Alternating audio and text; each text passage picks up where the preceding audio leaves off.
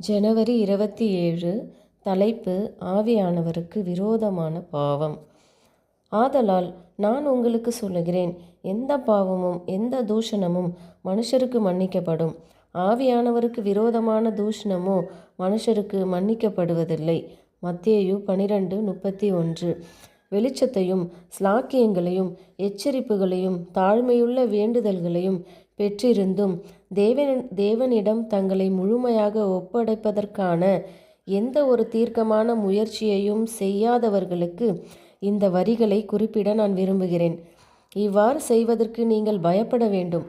இல்லையென்றால் பரிசுத்த ஆவிக்கு விரோதமாக நீங்கள் பாவம் செய்வீர்கள், உங்கள் சொந்த போக்கிலே விடப்படுவீர்கள், நல்லொழுக்க காரியங்களில் சோம்பலாவீர்கள், பின் ஒரு காலும் மன்னிப்பை பெறமாட்டீர்கள்.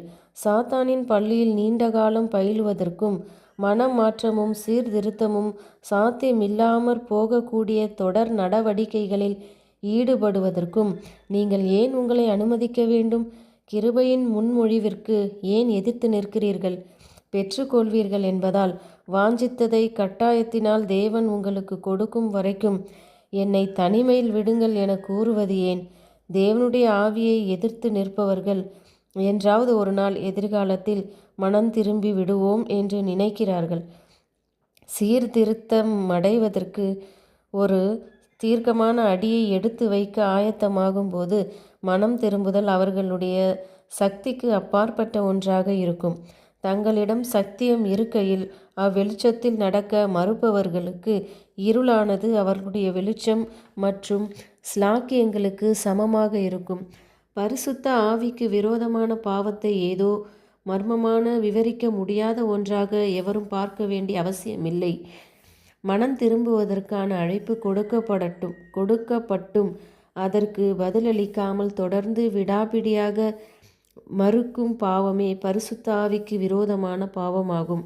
இயேசு கிறிஸ்துவை உங்கள் சொந்த இரட்சகராக விசுவாசிக்க நீங்கள் மறுத்தால் நீங்கள் வெளிச்சத்தை காட்டிலும் இருளையே நேசிக்கிறீர்கள். அதாவது முதல் மாபெரும் விசுவாச துரோகியை சூழ்ந்திருந்த சூழலை நீங்கள் நேசிக்கிறீர்கள். பிதாவையும் குமாரனையும் சூழ்ந்திருக்கிற சூழலை காட்டிலும் இந்த சூழலை நீங்கள் தேர்வு செய்கிறீர்கள். எனவே உங்கள் தெரிவை பெற்றுக்கொள்ள தேவன் உங்களை அனுமதிக்கிறார். ஆனால் சொல்லப்பட்ட இந்த விஷயத்தை குறித்து எந்த ஆத்துமாவும் சோர்வடைய வேண்டாம். எஜமானுடைய சித்தத்தின்படி செய்ய முயற்சித்து கொண்டிருக்கிற எவரும் புறம்பே தள்ளப்படாதிருப்பார்களாக. நீங்கள் தேவனை நம்புங்கள். நீங்கள் விலை மதிப்பற்றவர்கள் என்பதை கர்த்தராக இயேசு வெளிப்படுத்தியுள்ளார். அவர் தமது ராஜரீக சிங்காசனத்தை துறந்து தமது ராஜரீக பரலோக பிரகாரங்களை விட்டு தமது தெய்வீகத்தை மனுஷீகத்தால் மறைத்து நீங்கள் இரட்சிக்கப்படும்படி கல்வாரி சிலுவையின் மேல் நீச மரணத்தை அடைந்தார். ஆமேன்.